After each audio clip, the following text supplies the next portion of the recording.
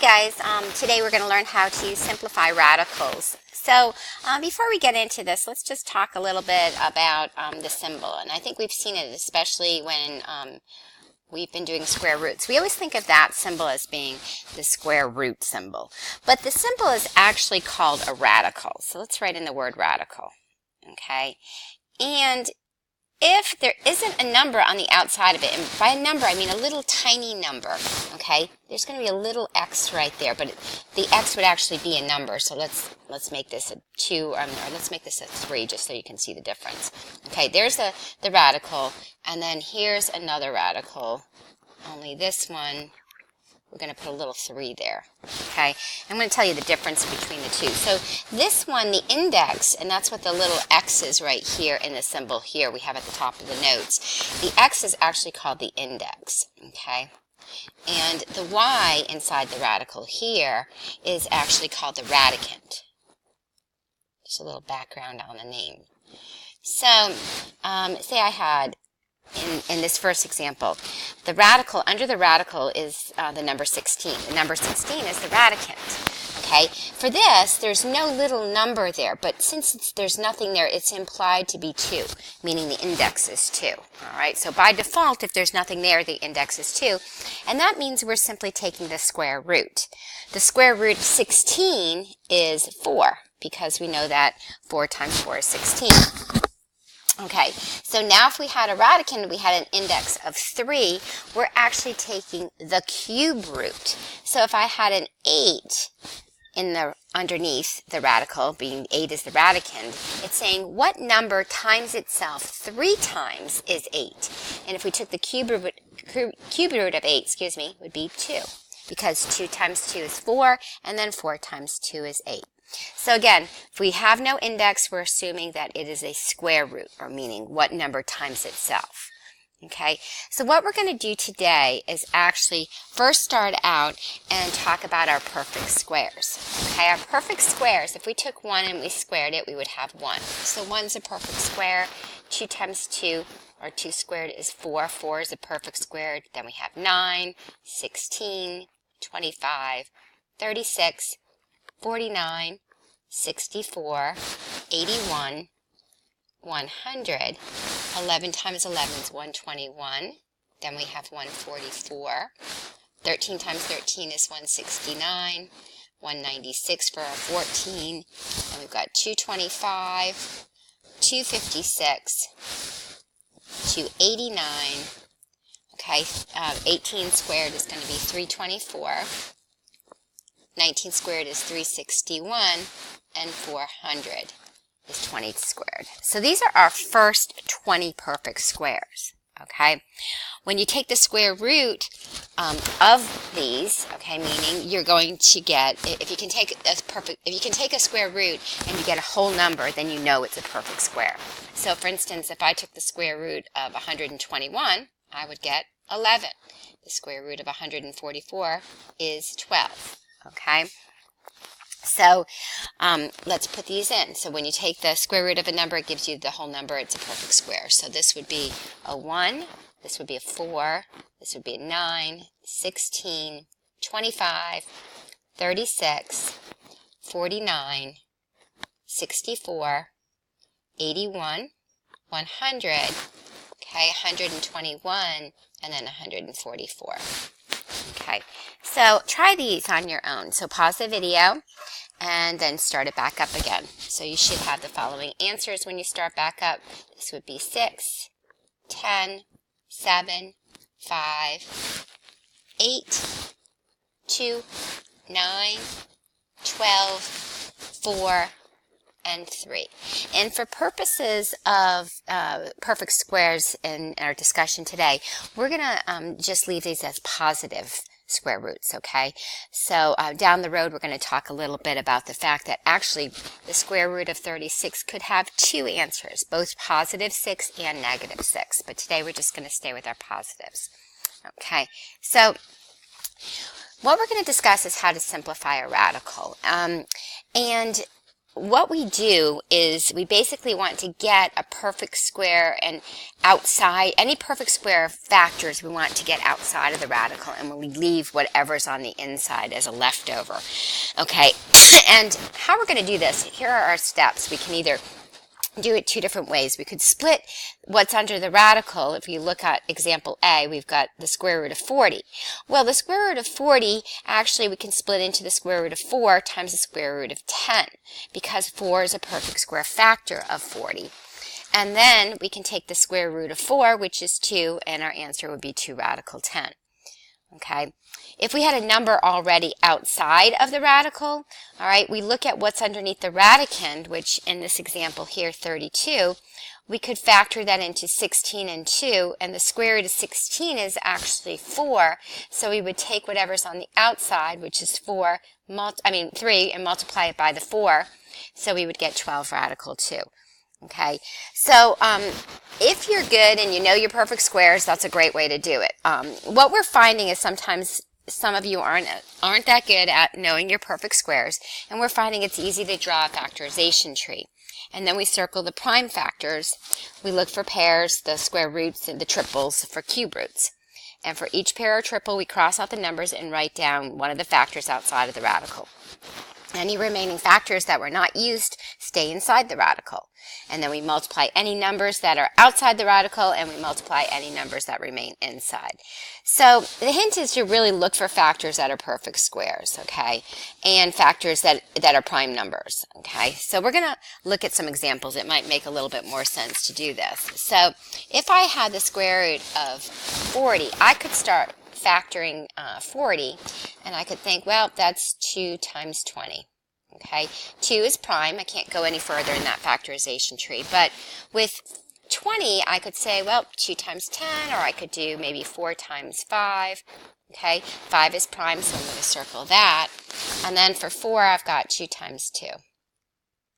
Okay, so once I get to the end of all my branches, I have only my primes. All right, and what I'm looking for is to get, because my index here is 2, I'm looking for my doubles, okay, or my pairs. All right, so here I could say, well, 2 times 2 is one set of pairs. So under this radical, I'm going to say 2 times 2. All right, and then I can split it off, and I've got my leftovers. So I took 2 times 2, and then I have 2 times 5 left. Okay, so those are my singles. So outside of the radical, I could say, well, this is the square root of 4, because 2 times 2 is 4. And how do you notice that 4 was a perfect square factor? You could have pulled that out to begin with. And then we have a 10. Okay, the square root of 4 is 2, and then we have radical 10. So in simplest radical form, our answer is 2 radical 10. All right. Looking at B, B is not a perfect square, but let's say I could say 3 times 9. Well, 9 can be factored to 3 times 3. So if I look for my pairs, I've got right here the 3 times 3, and then my leftover is just 1 3. So this is the square root of 9, and then the square root of 3. Well, the square root of 9 is 3, so in simplest radical form, we've got 3 radical 3. And you can always check this with a calculator, and what I mean by that is put in your calculator the square root of 40, get your decimal answer, and then put in 2 times radical 10, and make sure you have the same decimal answer, okay? It won't guarantee that you're in simplest radical form, but you'll at least verify that you didn't make a mistake along the way in your factoring tree. All right, if I look at letter C example, you can see on the outside we have a 3. Now notice it's not a little 3, so this isn't a perfect, we're not looking for the cube root. That would be up in the corner here. It's just a 3 times whatever the square root of 32 is. So we're going to take 32, we're going to leave this 3, and we're actually going to bring it down here, and we're going to multiply it at the end. So we're going to multiply that. Okay, now 32, let's split it apart. We've got 8 times 4, okay, and then 8 times 4, you could say, well, 8, we could take 4 times 2. Oops, I made a mistake there. 4 is not prime, so I shouldn't have circled it. Let's erase this. Come on, it doesn't want to erase on me. Okay, okay, so this should be 8 times 4, and then 4 is 2 times 2. Okay, so our 2's are prime, but So I've got 2 times 2. So if you notice, I've got 1, 2, 3, 4, 5 2s. So I'm looking for my doubles because my index is 2. So I'm going to say my pairs would be 2 times 2 and 2 times 2. All right, so I've got my doubles. My leftover is just going to be 1, 2. So this would be the square root of 16, and then I've got the square root of 2. The square root of 16 is 4, so I've got 4 radical 2. Now I wanted to multiply this 3 at the end there, so my final answer is 12 radical 2. Okay, so looking at the next few examples, okay, we've got 20, okay, the square root of 20. So I'm going to simplify each radical, and maybe for this one I recognize that 4 is a perfect square factor, 4 and 5. So I can jump right into 2 radical 5 is my simplified version, okay, because I recognize that 4 was a perfect square factor, and it's actually the largest perfect square factor that we're after. But if I did it prime factorization, I could have said, well, this is 4 and 5, and 5 is prime, and 4 is 2 times 2, okay?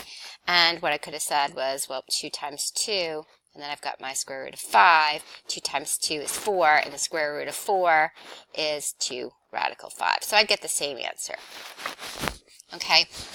I'm looking at number 8. All right, I can do it again with prime factors.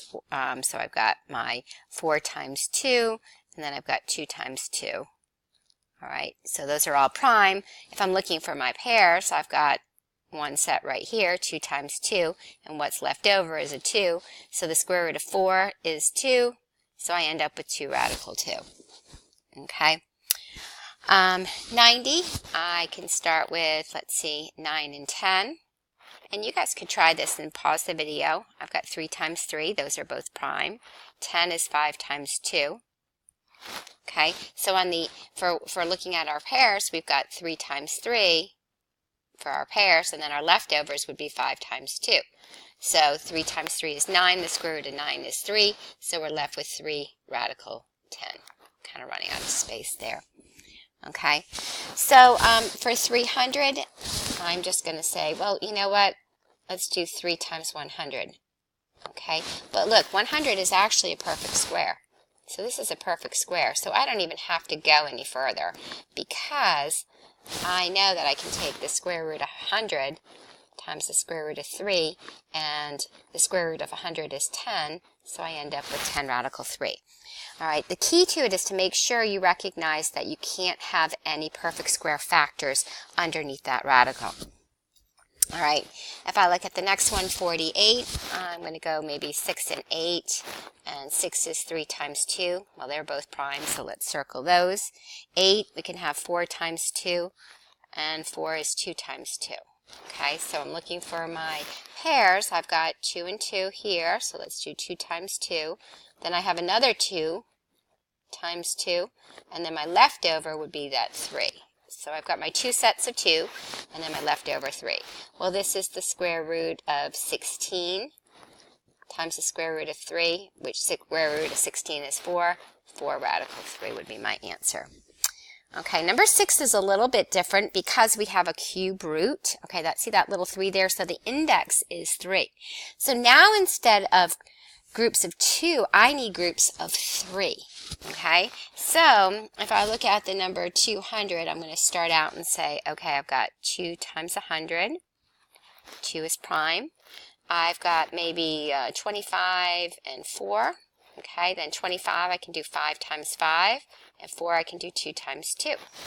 Okay, so when I look at that, I've got my triples. All right, now if I look at that, I've got 3 2s, 1, 2, 3, so the triples would be 2 times 2 times 2. Let's cross those out. And then what's left over is my 5 times 5.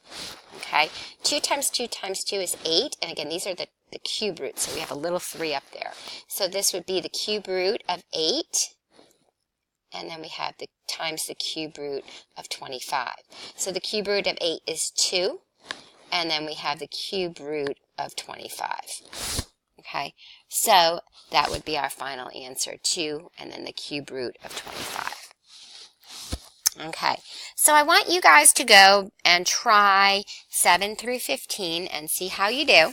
Okay, and then come back and we're going to talk about what to do when we have our variables. Okay, so pay